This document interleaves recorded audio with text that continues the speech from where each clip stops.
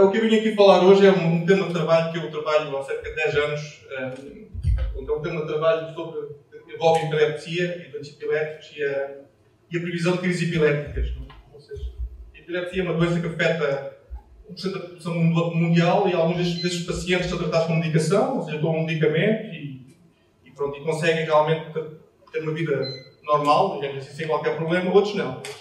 Outros pacientes têm crises recorrentes, a medicação funciona até um certo ponto, mas não conseguem viver sem crises e isso é terrível porque não podem dirigir, não podem fazer uma série de atividades que eles não podiam fazer, né?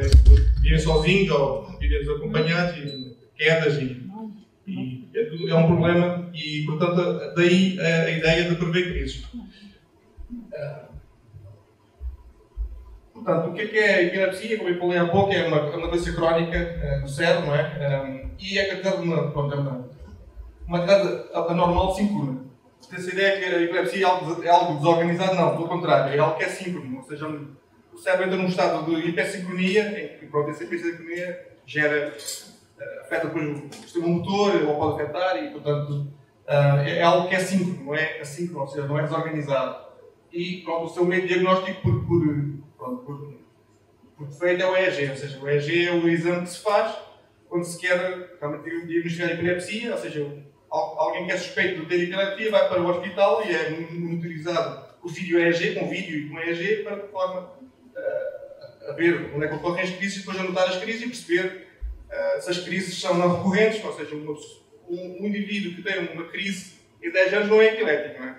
Teve algum evento qualquer que, por alguma razão, teve uma crise, mas a epilepsia é algo que é recorrente, ou seja, que é algo que acontece frequentemente, não é um evento esporádico, ou seja, não são eventos esporádicos que ocorrem uma vez na vida, não é? Até há o caso que é a epilepsia juvenil, ali na transição entre a infância e a idade adulta, muita gente tem epilepsia, ou alguns já têm epilepsia, mas essa epilepsia com o espaço, aparece. Portanto, não é se passar ao fim de 5 anos, é declarado não epilético e a pessoa vai à sua vida normal e não precisa mais de seguimento. Caso contrário, não. Caso contrário, pessoas que têm tumores cerebrais, são pessoas que fazem cirurgia, às vezes ficam com epilepsia, ou têm acidentes, aqui está aqui os números, não é? De 4 a 3 a 7 vezes por 100 mil habitantes e há evidências de um período pré-crise. Há essa evidência. Portanto, se há um período pré-crise, nós podemos, eventualmente, tentar prever, antecipar a crise. Há aqui um aspecto aqui que é importante, já vou aprofundar mais, que é o seguinte. No hospital, um clínico, ele anota a crise, não anota o período pré-crise. Ou seja, um médico não vai lá dizer, o período pré-crise começa 1 hora antes. Não consegue dizer isso. Ele consegue dizer quando começa a acaba. Portanto, se nós vamos trabalhar com modelos para prever crises, temos que lidar com esse problema da incerteza da anotação dos dados. Não é? Como falei há pouco, há 30% dos epiléticos que não têm tratamento eficaz com medicação normal. E, portanto, para esses doentes tem que se lidar com esta doença. E uma maneira de evitar ou de melhorar a sua qualidade de vida é tentar antecipar. Antecipar do ponto de vista de dizer, vais ter uma crise, senta-te, ou não corras riscos porque vais ter uma crise. Ou simplesmente ter um sistema mais avançado de malha fechada. Portanto, vai haver uma crise, há uma estimulação, ou há alguma medicação automática que é tomada, ou que é. Há uma estimulação cerebral em que evita que a crise realmente ocorra. Isso é o futuro. Isso não existe ainda. Anda-se aí, há grupos nos Estados Unidos que andam nisso, mas ainda não há nenhum equipamento que se compre que faça isso. Há para detecção já houve e há que detectam e tentam desarmar, tentam minimizar os efeitos da crise, mas não em previsão, em prever e evitar, não existe nada comercial ainda. Houve há 10 anos atrás uma empresa americana e australiana que tentou fazer o equipamento, mas acabou por falir. Ou seja, simplesmente deixou um legado, deixou os dados, mas a empresa desapareceu, já não existe mais, porque não conseguiu. Os financiadores chegaram não serve, não funciona, não é eficaz o suficiente e acabou por ir embora. Não sobreviveu.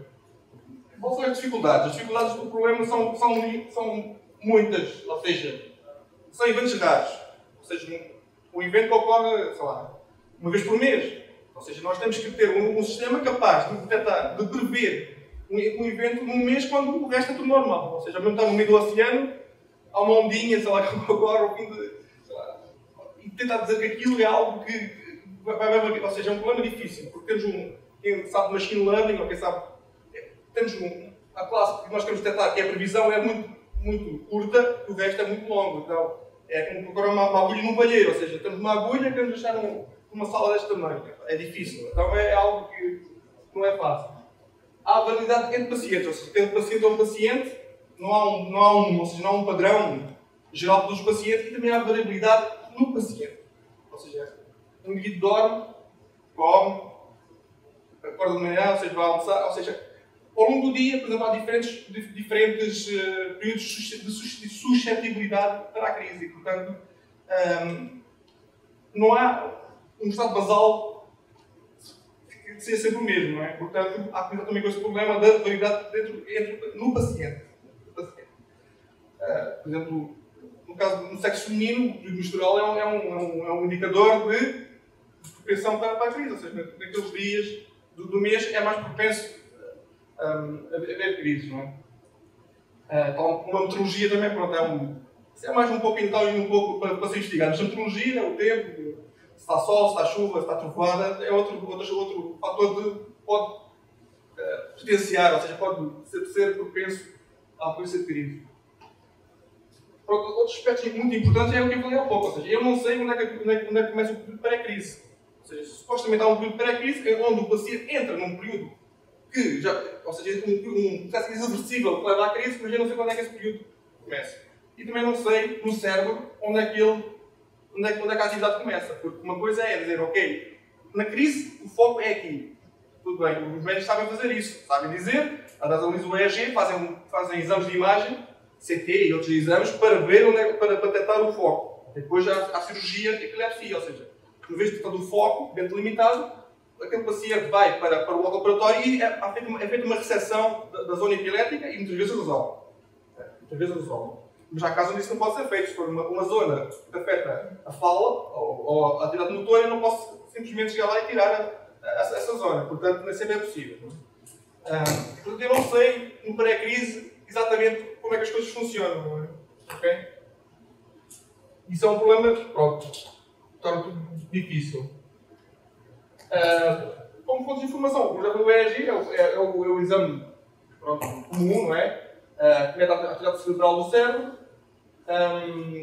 E pronto, eu quando estou a medir ao nível do scalp, ao nível não invasivo, eu estou a medir a atividade de populações de neurónios, não é? Não estou a medir a atividade de um neurónio, nem de dois, nem de três, estou de populações de neurónios que consegue, que essa atividade elétrica consegue passar o osso e tudo e chega o elétrico, não é? E portanto há uma série de filtros e de processos que se passam pelo meio e estão a medir uma coisa que não é exatamente a atividade elétrica, é algo que é próxima disso, mas pronto, tem atividade muscular, tem atividade, tem muitos artefactos que é preciso tratar. Okay?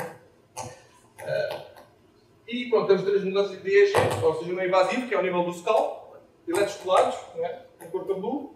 Há o invasivo, onde é feita a cirurgia e colocado elétrons, ou seja, em contacto com o cérebro mesmo.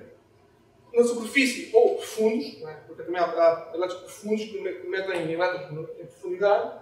E agora há uma nova modalidade que é recente, que é subscalp EEG, ou seja, que é, em vez de ser não é fora nem dentro, é debaixo do corpo cabeludo. Porquê? Porque os elétrons colados, para já de serem muito ruído, são incómodos, não é? Porque o paciente, aquilo é com cola, não é? E aquilo ao fim de muito tempo, irrita, ou seja, ninguém consegue andar com aquilo uma semana sem ser tratado. Portanto, se nós queremos dados de longo termo, ao longo de meses, ao longo de anos, nós não podemos ter elétrons que não funcionam. Então temos que ter uma tecnologia. Já agora surgiu, e está em volta, que é o chamado subscalp EEG, ou seja, é um implante que é feito sobre a pele e que pronto, leva ali pelo menos um ano sem ser mexido, funciona e pronto. Isso é agora, há pelo menos duas empresas que estão a desenvolver essa tecnologia, uma na Dinamarca e outra na Austrália, que estão a desenvolver para a epilepsia e para outras doenças. O que é que temos aqui? Falou-se não. É um elétrico, dois elétricos. Portanto, enquanto se for não invasivo eu tenho 10, não, tenho 30 elétrons ou 20 e tal elétrons, aqui só tenho 2 elétrons. Portanto, eu tenho um problema de localização. Onde é que eu vou meter? Aqui, aqui ou aqui? Para detectar, tudo bem. Eu sei onde é que é o foco, sei onde é que é a região, mas para ver, eu não sei onde é que começa. Então é outro problema. Ou seja, vou colocar aqui ou ali. Então é um problema também de. Ou seja, nada é perfeito. Né? Eu consigo ter conforto, mas depois perco qualidade de sinal também, né? Ao nível de número de elétrons. Aqui as vantagens do Scalp, ou seja, ter ao nível da especial ou não, obviamente que o Scalp é não invasivo, pronto, não tem qualquer problema, é fácil de adquirir. Como vocês aqui, o Ricardo mostrou-me, vocês já usaram o emotivo, o EPOC, para medir a atividade cerebral. Ao nível invasivo, obviamente, temos melhor qualidade de sinal, mas pronto, mas é invasivo. É preciso cirurgia, é preciso abrir, cortar o osso, pôr e pronto, as complicações cirúrgicas são claras, não é? E agora a nova abordagem, pronto, que eu como falei, pronto, realmente pode ter benefícios. Uma das empresas é a Webminder, que é australiana, e pronto, e a ideia é que é agir em 2 ou 3 pontos só, 2 ou 3 zonas espaciais, que é pouco. Mas pronto, mas temos a vantagem de poder usar anos. Que até agora não existem dados de epilepsia de anos, não existem. Ou seja, é algo que é novo e poderá ter muitos benefícios. Uma breve história do que é que quando é que nós entramos nisto. Nós entramos nisto, em Coimbra, em 2007, com um mestrado que decidiu fazer algo diferente. Né? Algo diferente do que havia e quis fazer em epilepsia e, portanto, crises epiléticas. Então procurou o professor Dourado, que é um dos nossos catedráticos, foi orientador de Paulo Gil e do Jorge Henriques, e foi quase meu orientador também.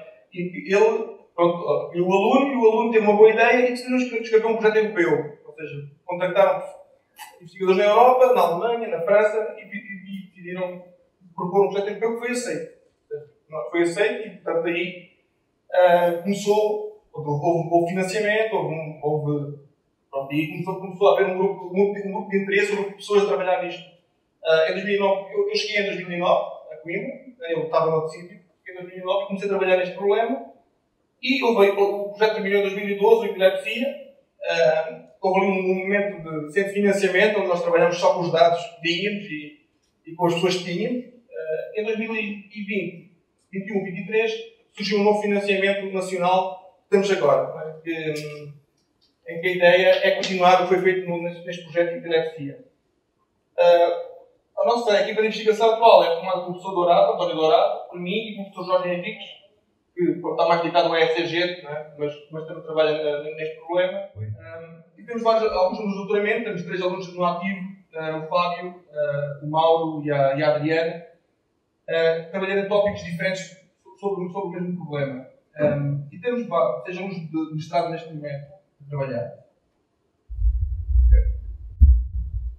Então, o que é que era?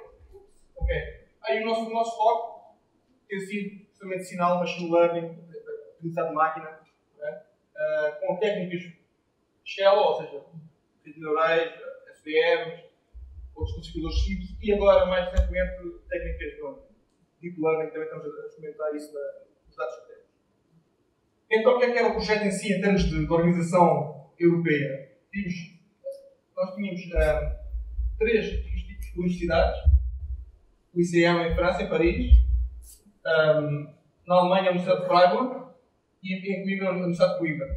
E também 3 clínicas, 3 hospitais: o Hospital da Universidade de Coimbra, o CHUV, o Hospital Pitié da CPT em Paris e a Clínica de Freiburg, na Alemanha. E tive uma empresa, a Micromed, em Itália, em que o presidente da Micromed desenvolveu um equipamento transportável que o paciente pudesse usar em casa, quando pudesse usar. A ideia da Micromed é só essa. E houve 3 objetivos principais: a base de dados, o banco de dados, que realmente foi importante e continua a ser, porque pela primeira vez nós tínhamos dados contínuos de 1 semana, 2 semanas, 3 semanas no máximo. Não eram meses, mas tínhamos 3 semanas contínuas. O que havia antes eram simplesmente algumas horas, 24 horas de dados, que era pouco, não dá para fazer nada, e não, começamos a ter dias de dados. Já foi um passo importante.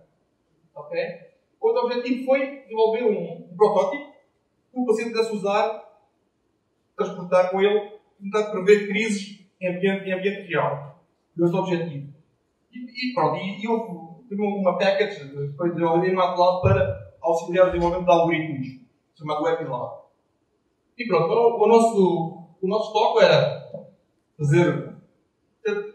termos sinais de EEG bruto, então tínhamos algo deslizado sobre o EEG, uma janela deslizante, e para cada janela de sinal nós colocamos uma característica do sinal, a média, a potência, ou algo assim, para tentar ter um conjunto de features naquele tempo que pudessem ser preditoras da crise.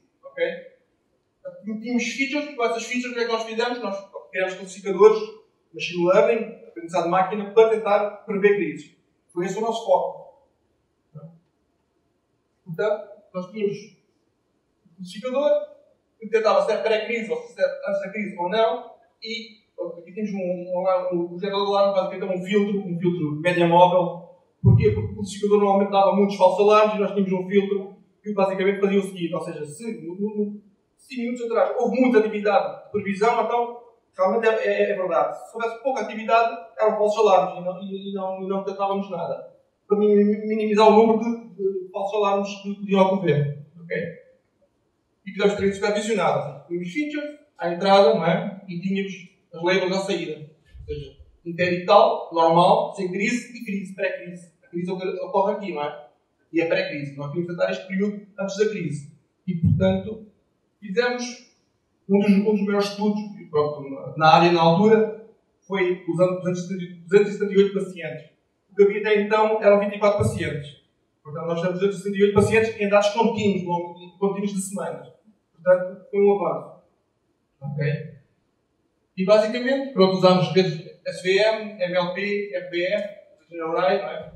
E usámos 268 pacientes, 227 com aquisição não invasiva, 42 com aquisição invasiva e 9 misto. Misto significava que eles tinham dados especiais e implantados ao mesmo tempo, não é?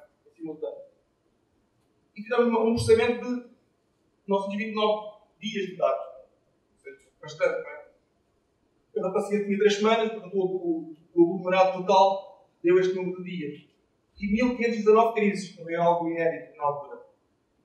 E seguimos uma pipeline normal temos uma data, fizemos pré-processamento, neste caso foi só um notch filter para promover os 50 Hz, que é a linha elétrica da Europa, que é 50 Hz.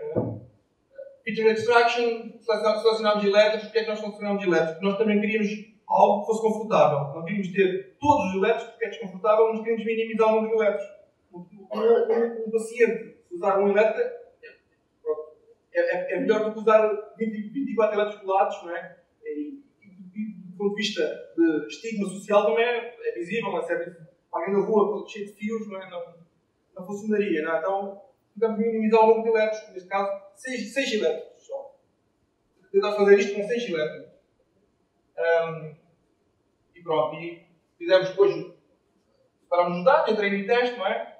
Fizemos classificação e depois fizemos, no final, uma validação estatística dos dados. Aquilo era se os nossos preditores estavam a fazer previsões acima do aleatório ou não. É? Eu posso ter previsões, mas aquilo pode ser em uma hora, se acertar 3 crises, mas se acertar 3 crises em 3 dias é diferente. Se dá mais garantia em 3 dias acertar 3 do que em uma hora acertar 3. Então temos que ver, do ponto de vista estatístico, se as previsões eram ou não acima da chance, acima do aleatório. Então aqui temos 4 dias de dados, não é? 4 dias de dados. Tínhamos 4 crises, 5 crises. O que é que nós fizemos? Dividimos 3 crises para treinar e o resto para testar o modelo. Okay? E pronto, a tal seleção de elétrons, ou seja, selecionámos 6 elétrons, 3 no foco, 3 fora do foco da crise, e também sobre outra metodologia que era, ou seja, selecionar de forma uniforme ao longo do corpo do paciente, 6 elétrons espalhados, um aqui, outro aqui, outro aqui, outro aqui. Para ter alguma cobertura espacial. Dividimos o treino e teste, como eu disse há pouco, usámos estas 3 primeiras crises para treinar, as outras para testar. Não é? Tínhamos 4 dias, aqui sei lá, tínhamos mais de 2 dias de dados para testar, bastante. E pronto, fizemos a classificação O que é que há aqui de interessante para referir? É que, pronto, aqui, como eu não sei o período pré-crise, o que é que eu faço para... Eu tenho que criar um classificador para detectar o pré-crise. Ou seja, eu tenho que ser capaz de detectar o pré-crise. Então, como eu não sei, como os métodos não têm anotações de pré-crise, o que é que eu faço? Eu faço testes. Ou seja, faço 10 minutos de pré-crise, 20, 30, 40, e depois vejo qual é o melhor. Aquele que dá o melhor resultado é aquele que eu escolho, não é? Ou seja, pronto, eu estou aqui a tentar, como os métodos não me dizem qual é onde é que começa o pré-crise, eu faço testes. Faço o chamado grid search, ou seja, que é por uma pesquisa de parâmetros, faço a variação no passado do 10 minutos, 20 minutos, e vejo, então, o melhor foi, com 20 minutos, foi o melhor que me deu, então é isso que eu vou usar. Okay? E no final, pronto, faço então, o tal filtro de média móvel para tentar gerar alarmes que me façam a previsão das crises. Okay?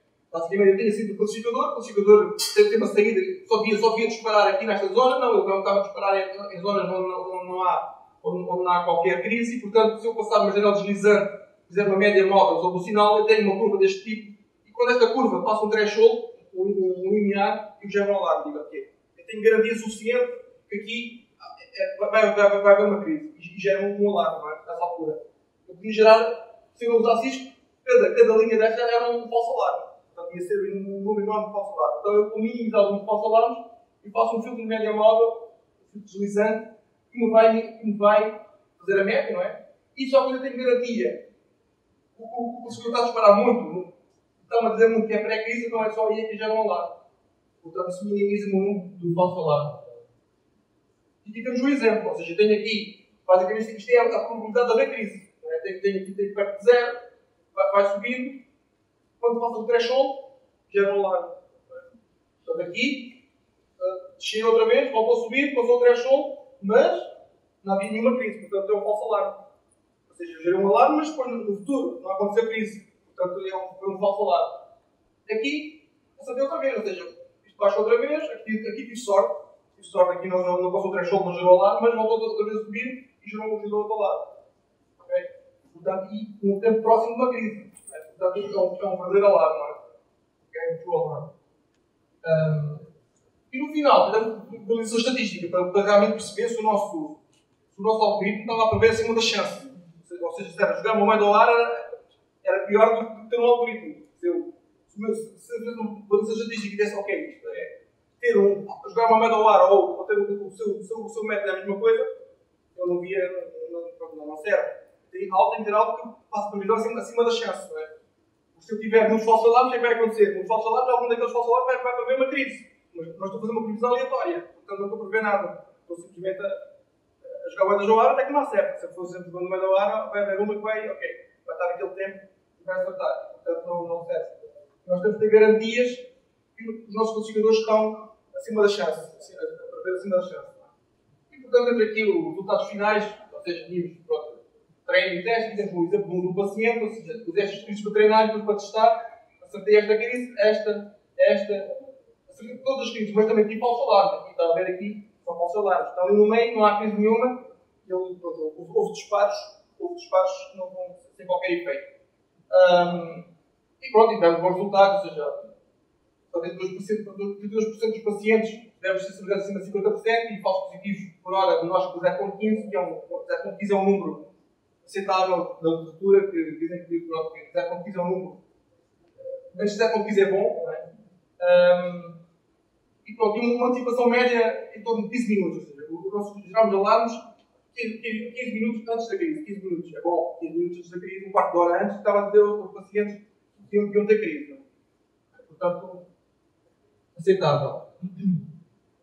Ok, posto isto, fizemos um teste em laboratório, mas o projeto dizia assim, ok, vocês têm que ir depois ao hospital e mandar pessoas para casa com o equipamento. Então fomos para o hospital e implementámos isto no hospital, implementámos o sistema a funcionar em tempo real. Portanto, os pacientes carregavam uma mochila com um netbook na mochila, com o equipamento EEG, para adquirir, comunicavam com o Bluetooth, o equipamento com o computador, e o computador escolheu um software feito por nós que implementava os algoritmos em tempo real. As redes neurais, as SVMs estavam em tempo real a tentar prever, antecipar a crise. Okay? Fizemos isto em alguns pacientes. E, portanto, tínhamos a EEG, em tempo real era processado, tínhamos características que eram usadas no classificador para tentar prever a crise. Não é? Aqui, tínhamos de ter algo que fosse leve. Não podia ser, há medidas do EEG muito complexas, que demoram 1 hora, 2 horas a calcular uma janela de 5 segundos. Não, tínhamos de ter um tempo de menos de 5 segundos para trabalhar. Ou seja, uma janela de 5 segundos eu tinha que calcular features e tinha que prever, tinha que fazer previsão. Okay? Isso tudo em 5 segundos. Portanto, o que usámos aqui foi coisas simples. Foi médias, foi de padrão, foi potências relativas nas bandas do EEG. No final é complexo. As features foram simples por motivos computacionais, não é? Porque eu tinha que, em 5 segundos, ter uma decisão. Não é?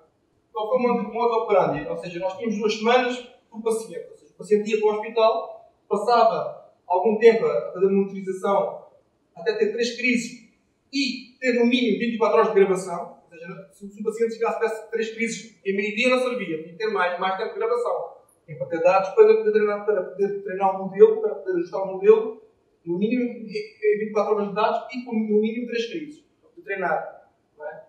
Depois, os médicos, houve uma anotação clínica dos médicos, das crises, e nós, no departamento, os classificadores, íamos ao hospital e introduzíamos os classificadores naquela mochila, no computador, no software, para fazer previsão em tempo real. Isto em 2 semanas, não é? O ideal é que o paciente tivesse crises numa semana e na outra semana fosse teste, não é? Pronto, o que é que aconteceu? Aconteceu que foram só 6 pacientes na clínica, 2 sem crise, ou seja, 2 doentes foram para lá, nunca tiveram crise, portanto, não há crise, a gente conseguimos avaliar os falsos preditivos por hora, mas não a sensibilidade, não tínhamos crise, não é? E posso dizer que num paciente tivemos algum sucesso, num paciente. Ou seja, tivemos aqui 75% de sensibilidade e 0,22 falsos alarmes por hora. Pronto, para um paciente isso aconteceu, com um classificador. Mas por resto não podemos dizer que tivemos grande sucesso. O que vai ao encontro da estatística. Nós, na estatística que fizemos, aquela coisa da estatística disse isso. Ou seja, vocês para 10% dos pacientes vão ter sucesso. 10%. O resto não. Nós aqui somos 6, tivemos um com sucesso. Bom, vai por aí, não é? Vai por aí. E mandamos um doente para casa. Foi um caso especial, porque o pai era médico, morava perto do hospital e, portanto, ele todos os dias tinha que ir ao hospital fazer o quê? Claro, os elétricos não fazer a nova coleção de elétrico, porque eram elétricos não invasivos, havia irritação da pele e, portanto, ele vivia perto do hospital, o pai era médico e convenceu a fazer isto.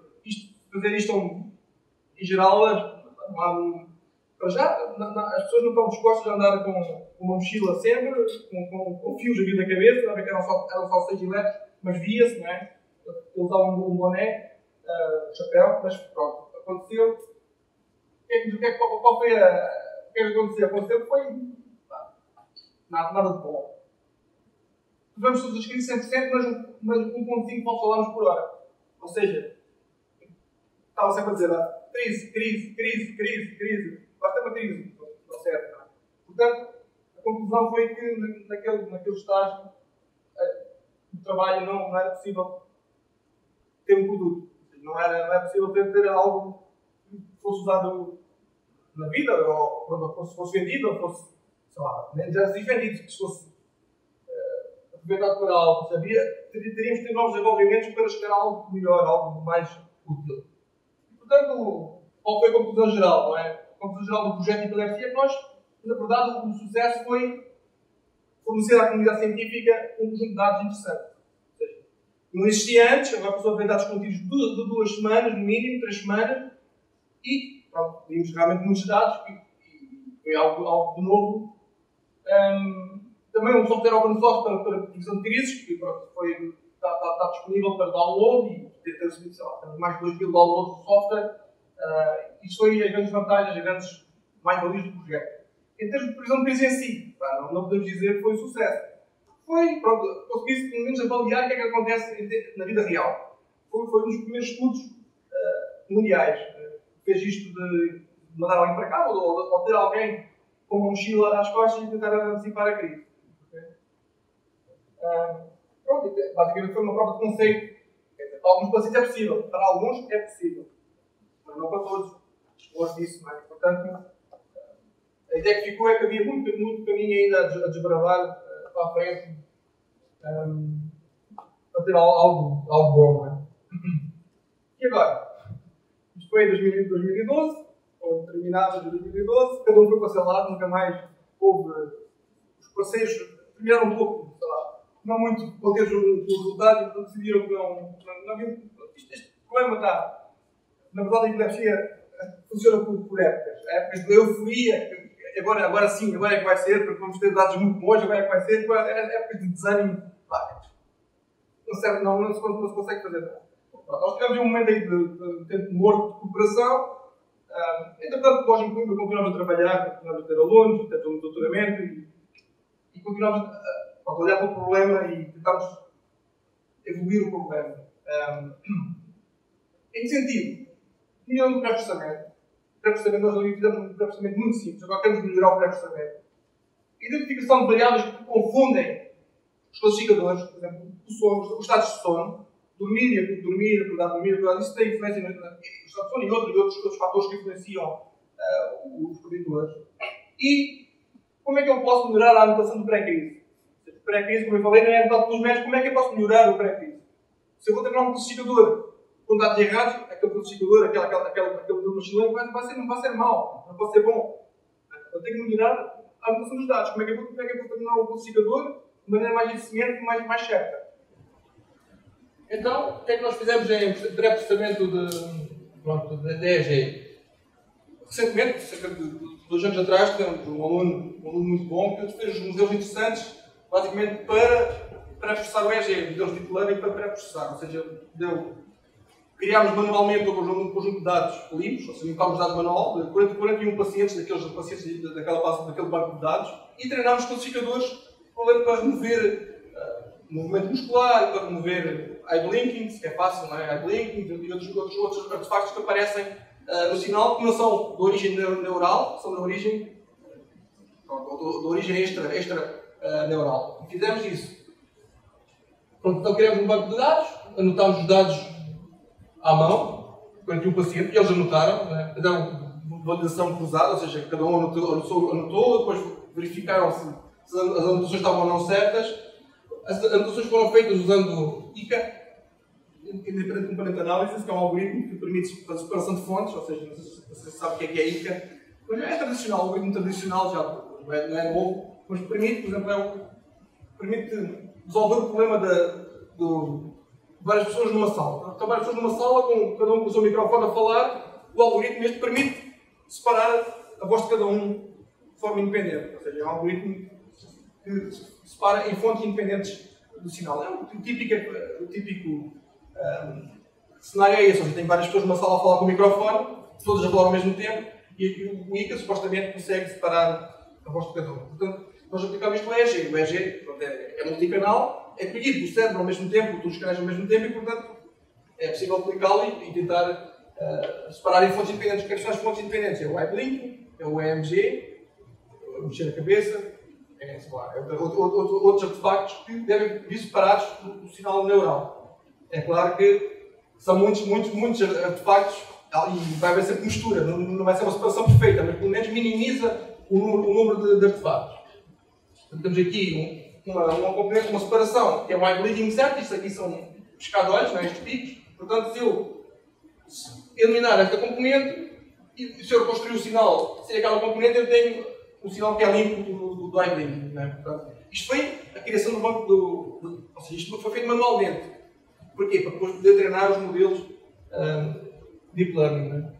Pronto, uma primeira abordagem foi ter o ICA, separar em fontes independentes e classificar as fontes independentes como sendo cerebrais ou não cerebrais, noisy ou brain, não é? Portanto, temos o ICA, separado em fontes independentes, estas fontes independentes eram, damos a série temporal em si, o seu espectro e o mapa topográfico, não é? E portanto tentamos classificar, através da eleição de classificadores, se era uma componente neuronal ou algoritmo, não é?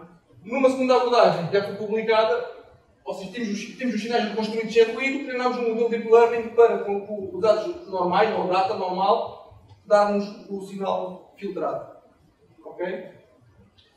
Portanto, funcionou bastante bem, publicámos um artigo recentemente Portanto, temos estas duas abordagens e, portanto, temos este modelo 1 que está em minor revision na Attribute Transactions on Neural Systems and Rehabilitation Engineering, e o modelo 2 já foi publicado no Internet Access. Okay? Está disponível, tem software disponível, vocês podem ir lá, o paper tem o software, o código do classificador está disponível para usar, para a pessoa usar. E o problema das anotações do breakdown, como é que eu lido com isso? Ou seja, eu disse há pouco o que eu fazia, como eu não sabia onde é que começava o breakdown, treinava um modelo com 10, outro com 20, outro com 30, outro com 40, depois aquele que fosse melhor era aquele que eu selecionava. Mas imagina que não é 10, não é 20, é 15, o pré-crise. Portanto, eu estou a treinar um classificador com 10, há uma parte que é pré-crise que eu estou a dizer que é normal. Se eu usar 20, estou a treinar um classificador, estou a dizer que uma parte que é pré-crise é normal. E, portanto, estou a cometer erros. Então o que é que nós fizemos? Escolhemos o grid search, ou seja, o grid search quer mover isto e o melhor, aquele que fosse melhor, pronto, que era ali o 20, era isto que era o melhor, e era simplificado.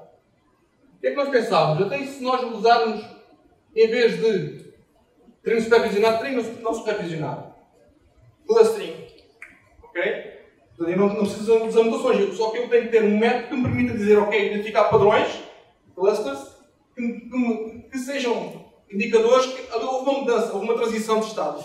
Então eu tenho algo deste tipo, ou seja, tenho features, o EEG, não é? Que faço uma redução de dimensão para 3 dimensões e aqui no espaço de 3 dimensões eu consigo observar. Dizer, ok, há um momento antes da crise e há outro momento antes da crise.